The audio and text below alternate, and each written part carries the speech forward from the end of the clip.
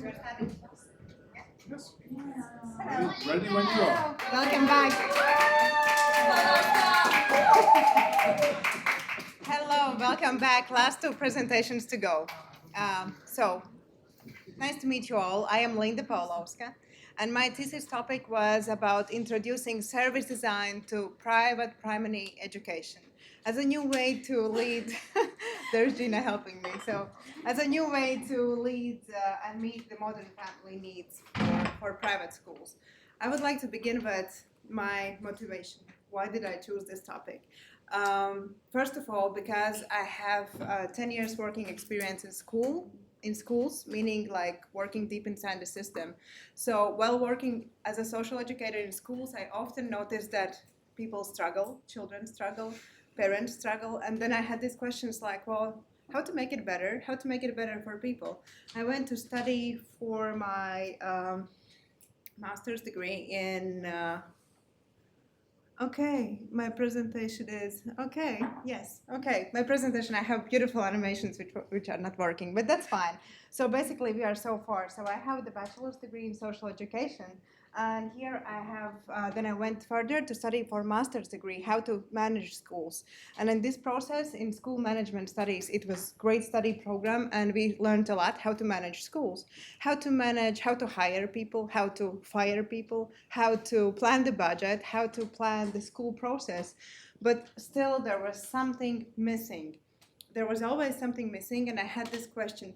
But, well, schools are there to serve the people in there, meaning like students and families. How do we make sure that the school process works nicely for families and children? Well, I did not find answers in my previous education, so I kept looking for them until I found that service design could be helpful in this field. And this is why I got into this study program, and well, now I have studied it, and I'm bringing back this knowledge back to education, which is my background. So that's why this topic came in.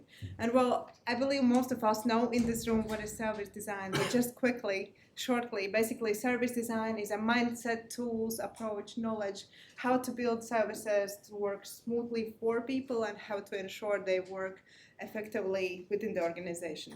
That's a really quick brief, but basically, so I had this motivation, and well, that's where my research questions came to life.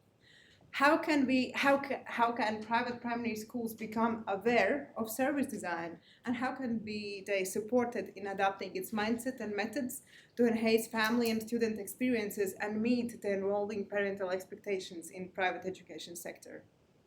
And then secondary research questions were like, of course, what makes service design useful for primary education? What barriers at this point limit schools to use service design? What tools and methods actually from service design could benefit schools?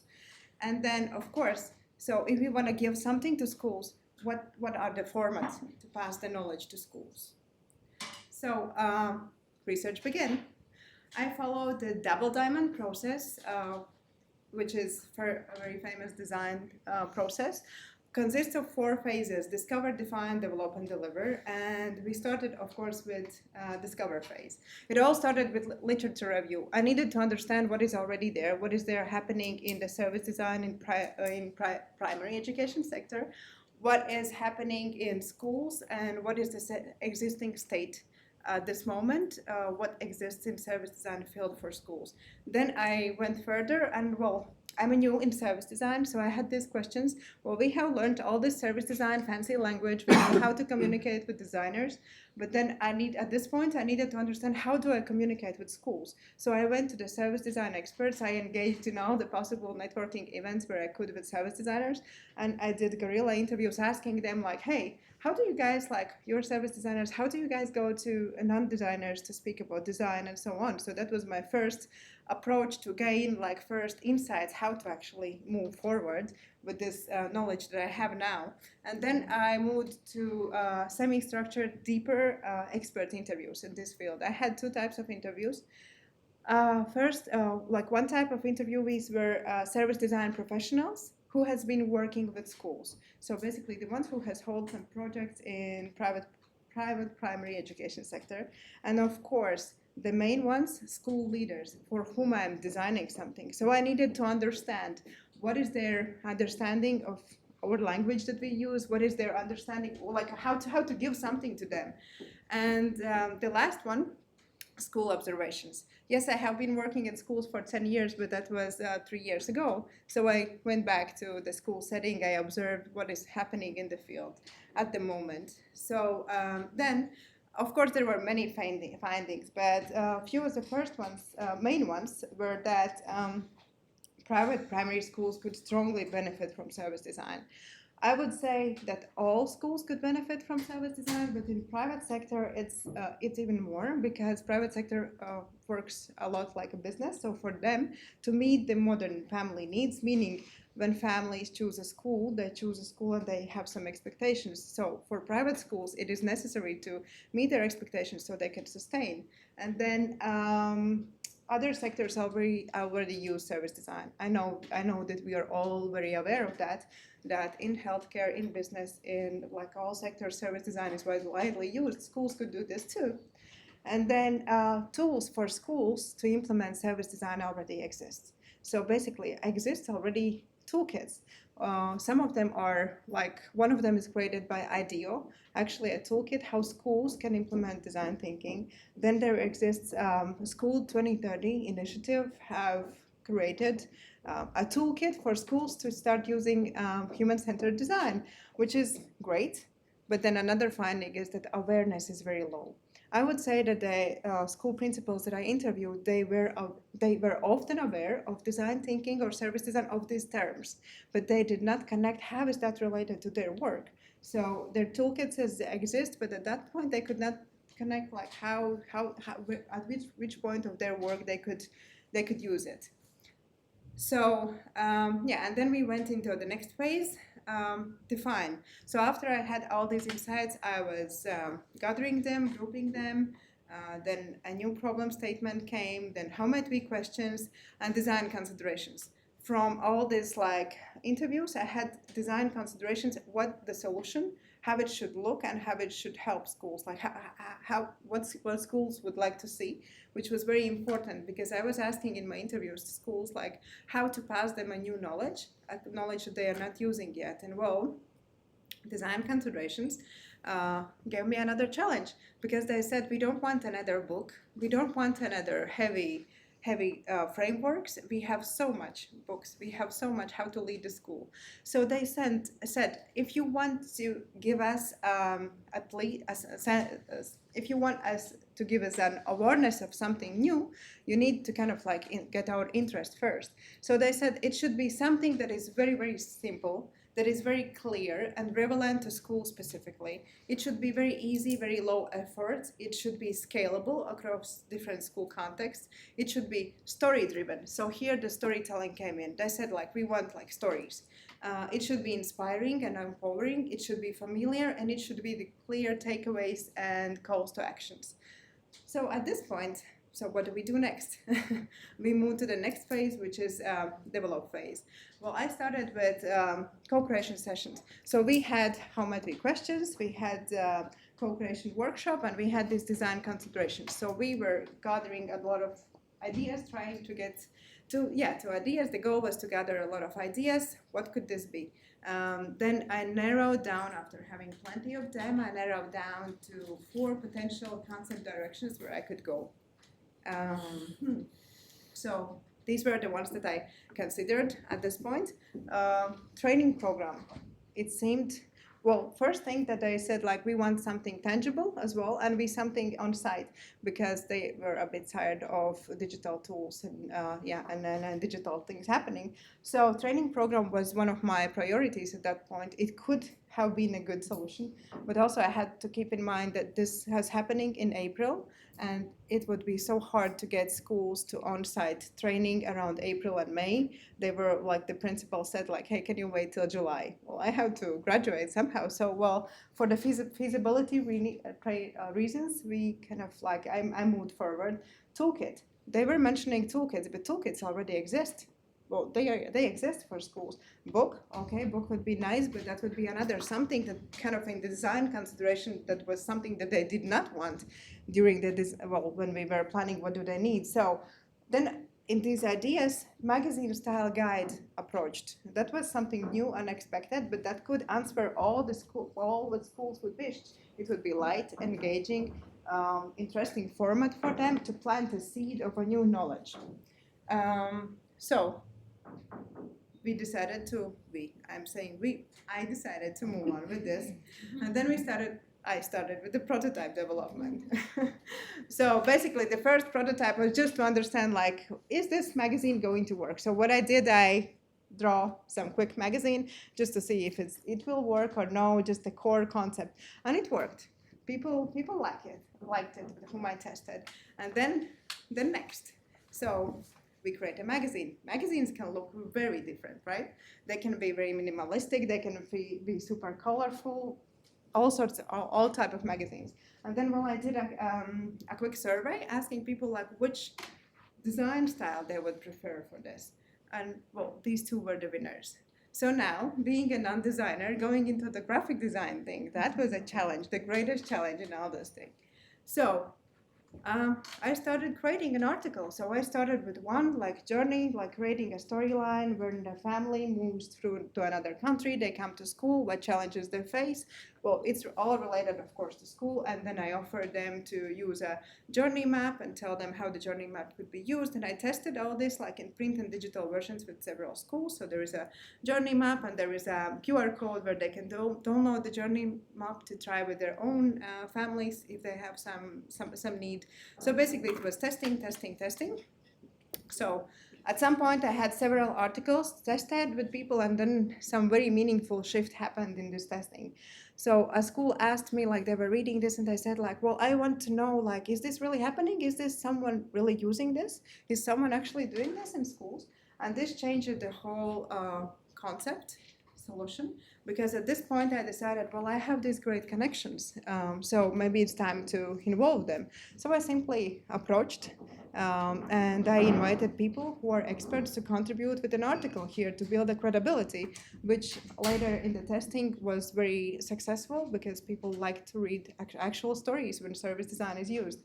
So for instance, I had a great colleague from the US design agency who has been designing school cafeteria experience. They wrote an article about that. Then I have a colleague from Australia who works specifically, he is designing onboarding experiences for families, in private primary schools. Then I have Yellow Car, which is at this moment, they are very one of the top keynote speakers, and they are designing how families experience schools. They might not say that they are service designers, but they go through the same process. And then we have someone from Mexico who is a service designer, worked with different type of education levels, including private primary schools. And this is how, for instance, one article looks in the magazine at this point. So there is an article, and this guy is explaining how they used design thinking to redesign school cafeteria experience. This school in the US had a challenge of wasted food. The children took too much food, they wasted it, and it was a problem. Parents were dissatisfied, the school was dissatisfied, so it was all bad.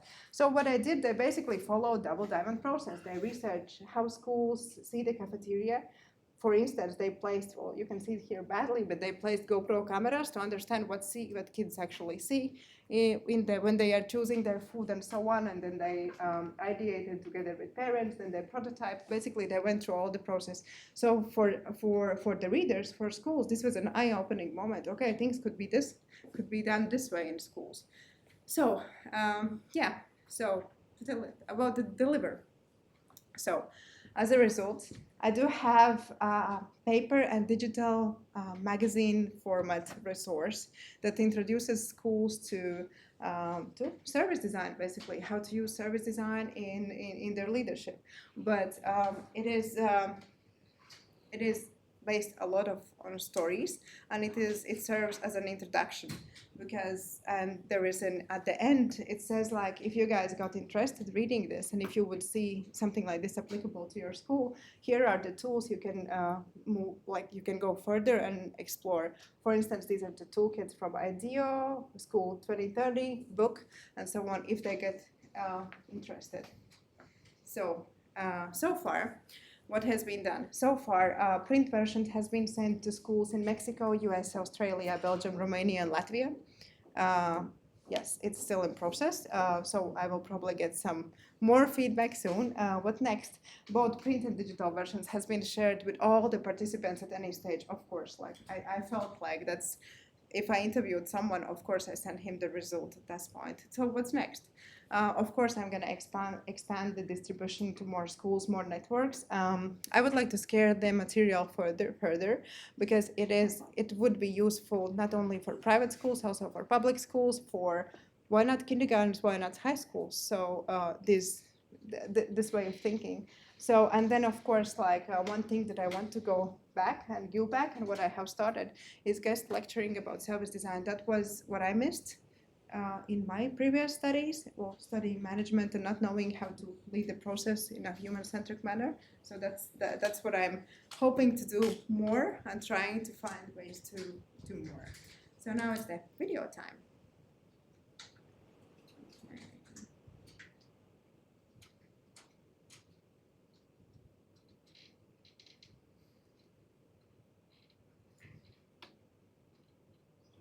You see? No, you don't. How do I? Karolina, how do I change it? Show it. Mm-hmm.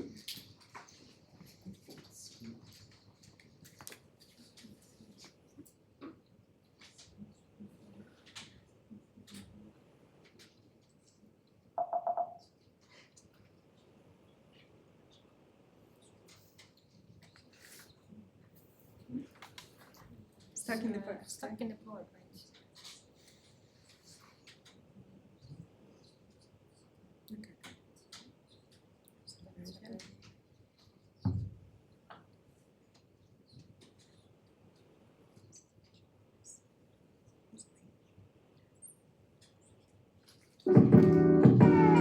Hey, I'm Linda Paulauska, and I would like you to imagine a private primary school in today's modern world, in a world overflowing with choices.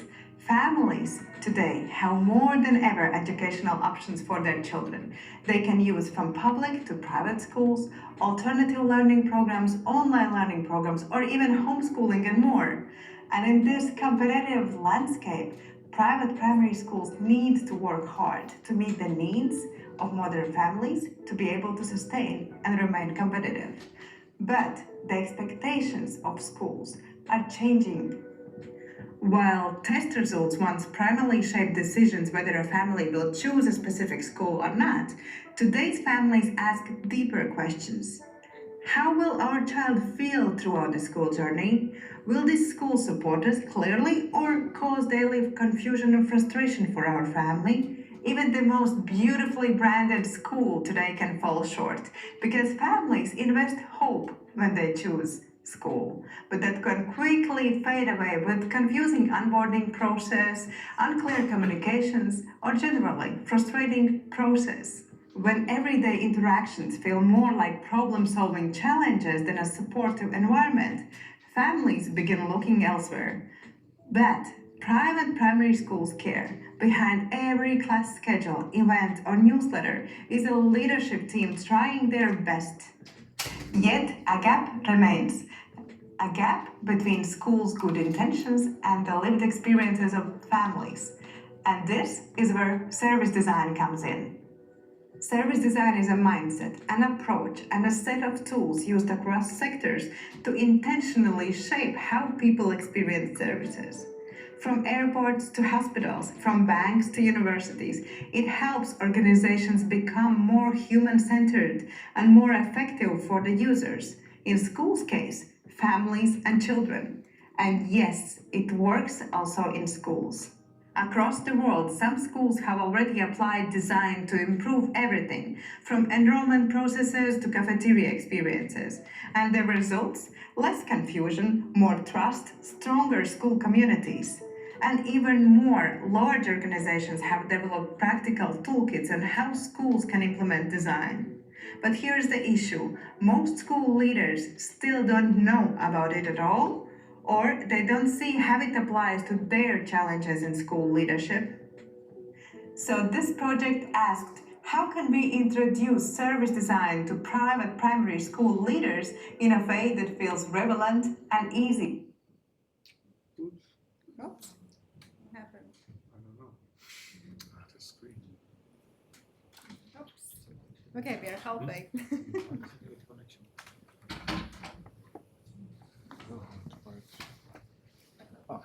Okay, just me electrical field. That feels relevant and easy for them. And the answer is When School Feels Right, a high-touch magazine created for private primary school leaders without any prior design knowledge.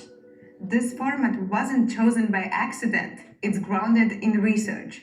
School leaders told they didn't want an academic paper. They didn't want another formal report or heavy new material.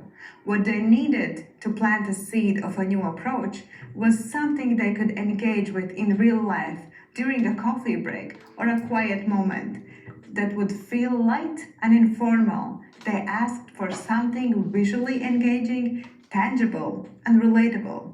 The result is a resource that doesn't lecture. It speaks with you. It includes relatable stories, authentic challenges, tools, templates, and calls to actions that invite schools to start small. And once it sparks school leaders' interest in the design world, they are guided to go deeper with accessible references and tools to explore further. And it is already spreading because schools in different parts of the world are already beginning to use When School Feels Right to explore ways and open up conversations of new leadership in schools. Because when school feels right for families, for children, something powerful happens. Trust grows, community deepens, and school not only grows academically, but as a space of belonging. And for private primary schools, it means meeting the needs of modern families to remain sustainable. Thank you.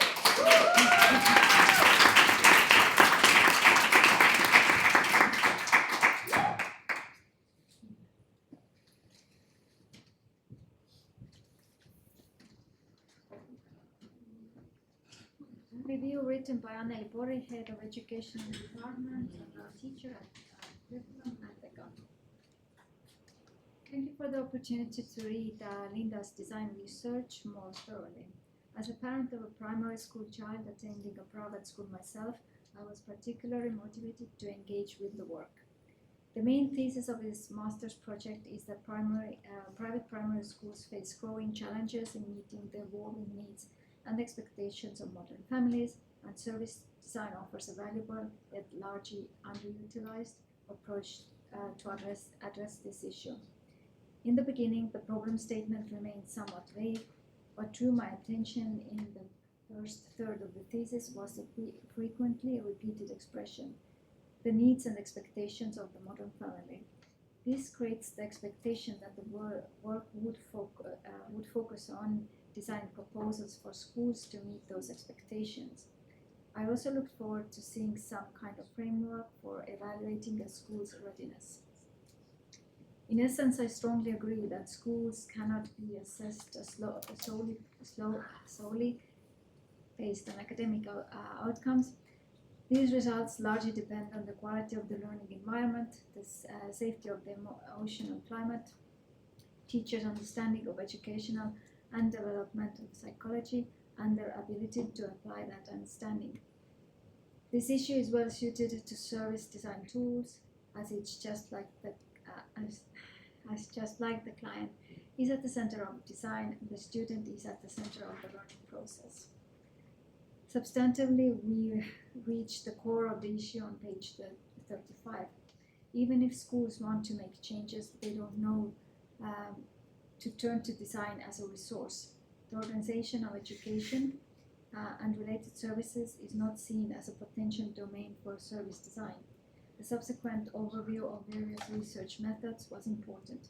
However, since the experts involved also worked with data collected from other experts, it would be important to acknowledge their contribution by name. It is great to see how logical material begins to accumulate from the guerrilla interviews onward, guiding the research towards answering the main question. How can private primary schools become aware of service design and be supported in adopting its mindset and methods? We learned that the challenges often include conceptions about the need for change and about design as a tool, and inability to prioritize both academic outcomes and a holistic learning environment, etc. However, it is also important that many school leaders already apply design thinking informally. I really appreciate the use of the how might we question method in guiding the design process. The novelty of this work lies in its unique communication of service design through an engaging, accessible, and narrative-driven format, a co-created magazine. The Thesis academic strengths lie in its well-structured research design, its novel contribution to a neglected area of study, its comprehensive empirical data collection, and its alignment with relevant academic and global development agendas. Strengths of the thesis: excellent involvement of experts, 7 interviews with design experts from around the world, diverse experts featured in the magazine, prototype testers from different countries. The author demonstrates very clearly design thinking and impressively strong, well-mediated collaboration skills. Weaknesses: there is a potential risk that such a broad global scope may shift the focus away from local needs. The reason why school leaders in Estonia are not using service design might differ from the reasons in Canada. Suggestions: it might be worth considering whether a more clearly defined targeted group, for example, country, educational background of school leaders, or profile of private schools, could help in making more focused design decisions. I also believe that naming the experts who contribute would enhance the credibility of the work. Questions: how essential is the private school component in this awareness-raising process? Could the same model not also be used in public general educational schools to similarly enhance the experience for their students? Yes, first of all, thank you for the question, and thank you for carefully choosing the reviewer, because she had very personal, strong ties if her child attends private primary school. So, but basically, to answer this question, this magazine is not, at this point, have it turned out, it's not exclusively only for private schools.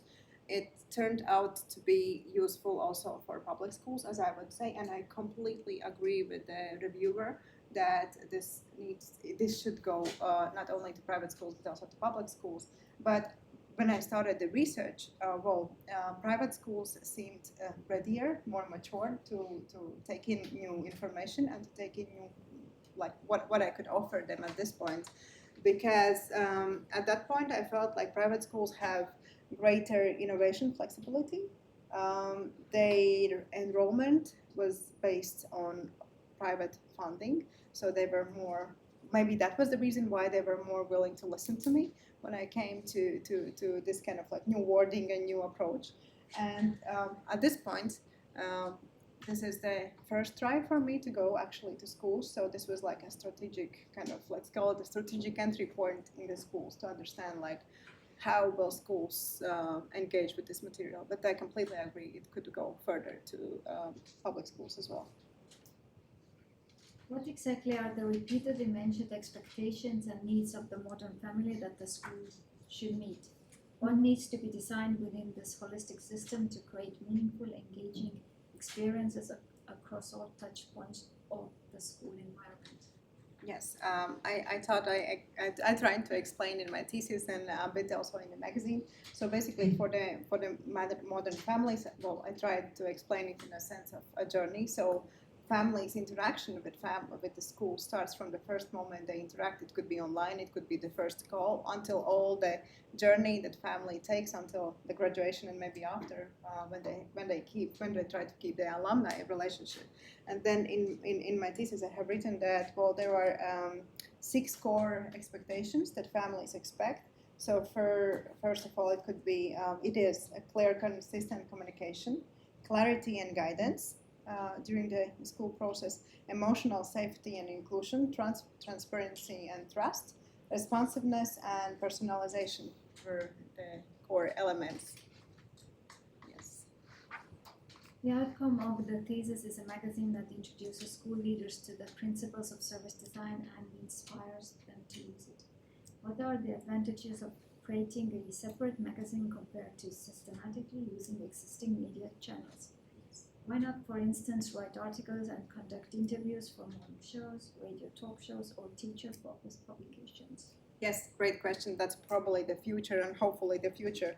At this point, creating a separate magazine allowed me a full control over how it will look and what the content will be. And well, if I would have tried to collaborate with existing magazine, there would be their look. There would be their design layout. It would take also more time, because for me, like, one article was created, I sent to one school, then I edited it. I sent to one school, I edited it. So basically, I had the full control. Of course, for the future, that's one of the clear aspects that I will try to do next, like include at least some of these articles further in already existing media. And it could be talk shows, it could be magazines. I do have some ideas where to proceed with this, but at this point, like, I did not consider that because I wanted to have the full control of design as well. Otherwise, in the magazines, it would be like, their design. Last question. In terms of visual communication, a lifestyle magazine is somewhat risky format, as its design might predispose the reader to not take the content seriously or to feel that it doesn't relate to them. Future school leaders who largely know each other and interact regularly be positively engaged to help avoid such biases, which you also mentioned on page 17. Yes, this is also a good question. This has been through the whole prototyping process, how it should look like. Well, it could remind more a bit of a lifestyle magazine instead of an academic magazine, but well, that was coming from the research. Like, when I asked the potential readers how it should look, they voted for this. So basically, that was what I was going for. And then to avoid the risk of, so it doesn't seem too serious for them. Well, when I interviewed schools, they said, like, the last thing that they want is another too serious material, which would be heavy and so on, because the goal of this material is to raise awareness. One school was saying that they would appreciate something very casual to read over the coffee break and to get familiar with that. And if they get with the story, if they can resonate with the story, for instance, the story of a family moving from another country to another country and starting school, they could explore it further. But at this point, this serves as an entry point, and in my testing, it felt that it reaches the goal. So, yeah, that was kept. Thank you.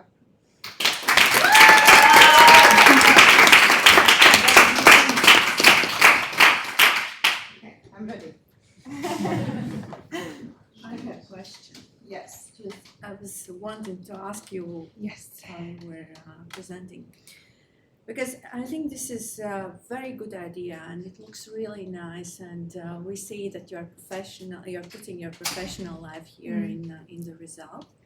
But how can you ensure that the schools not only read the magazine, but that they also would implement the things what they are reading, and that they would start actually using service design principles, because this is your main goal.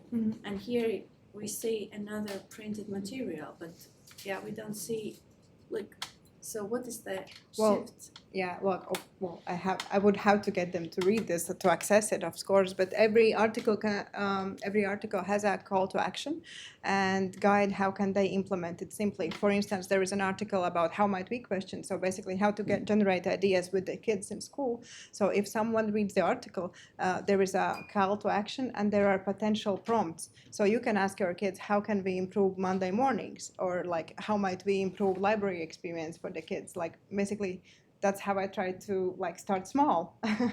Yeah, start very small. Like every article consists of of call to action and very small steps to get them to begin. The small step could be that small that they are going in the classroom, they see there is a challenge and they have just this question in mind, how might we?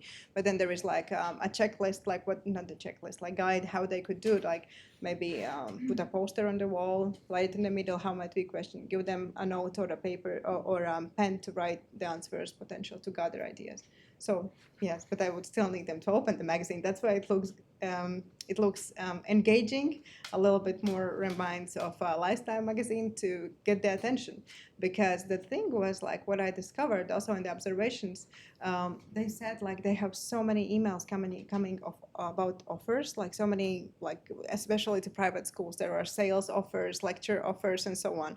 And also on site they have several materials, printed material, booklets, and so it needed to stand out somehow. And as they said, like, well, if you want us to get aware of something, just give us like very engaging material.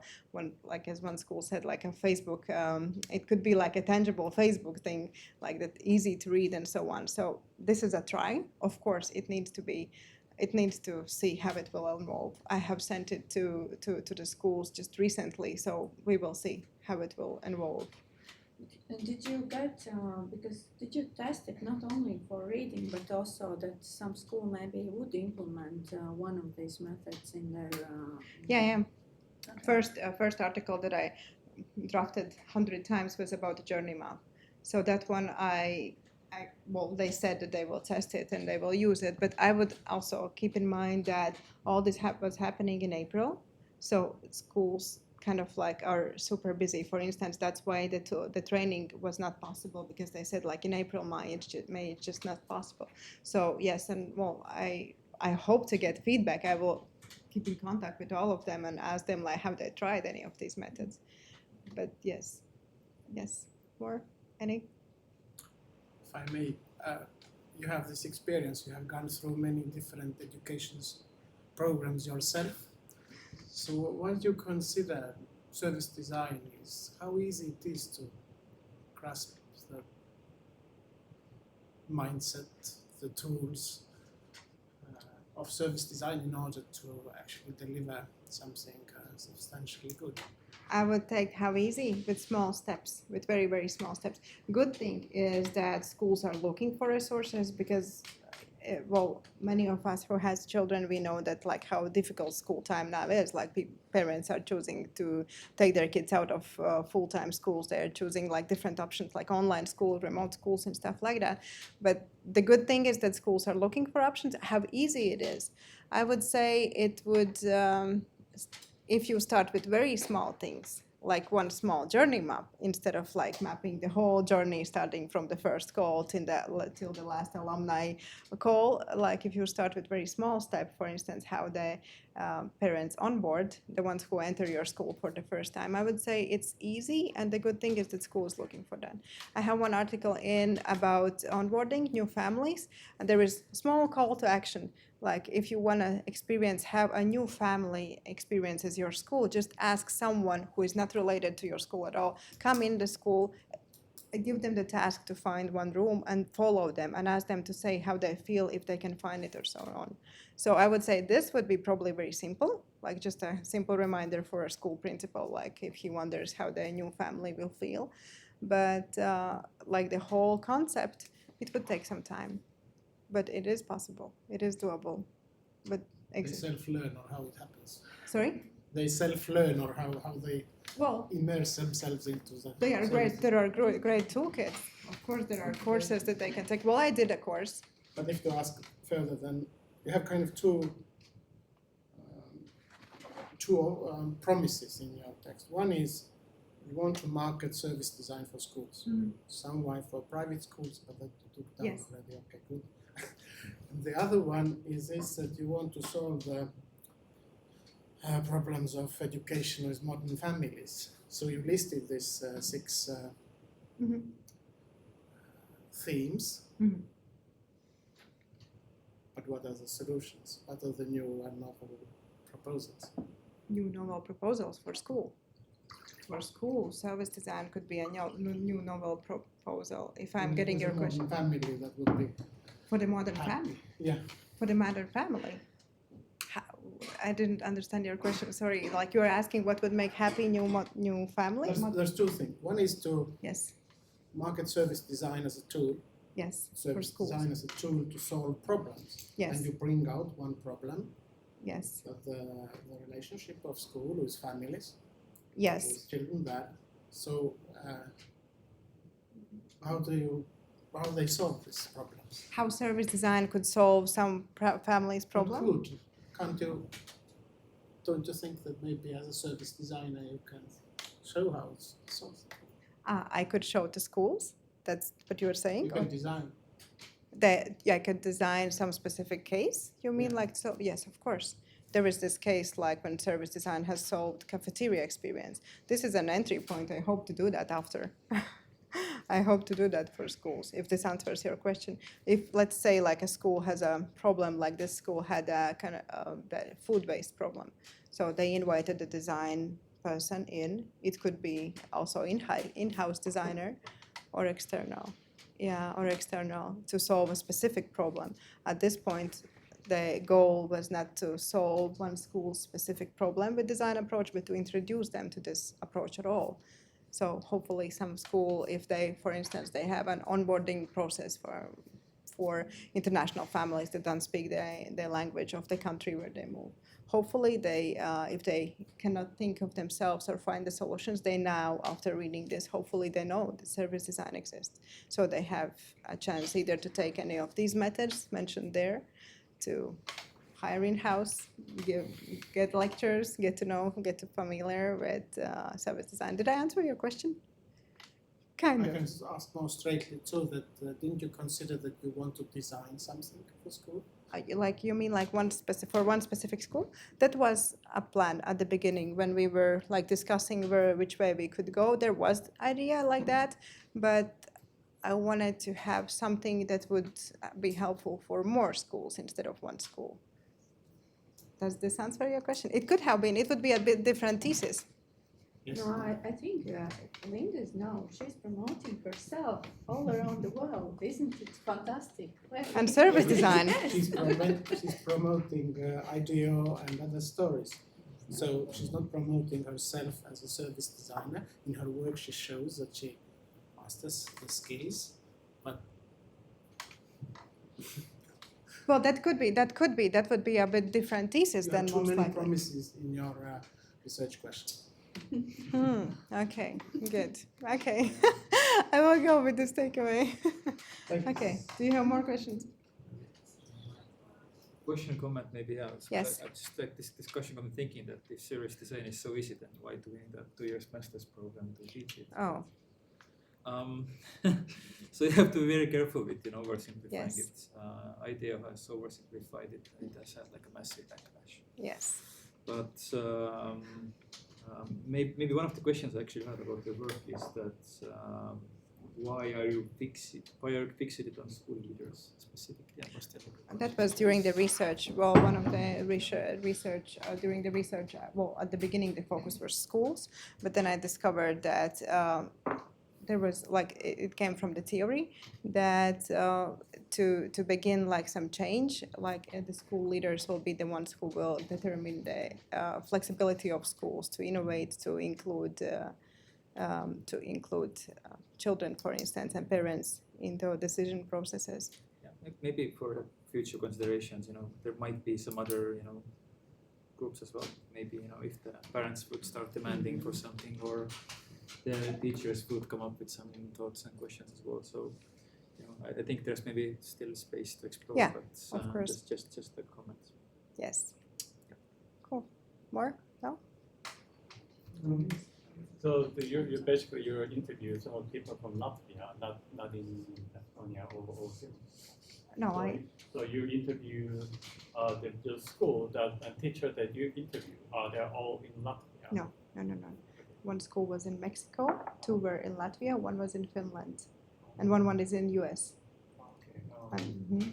So you're kind of collecting some kind of various perspective on the private school.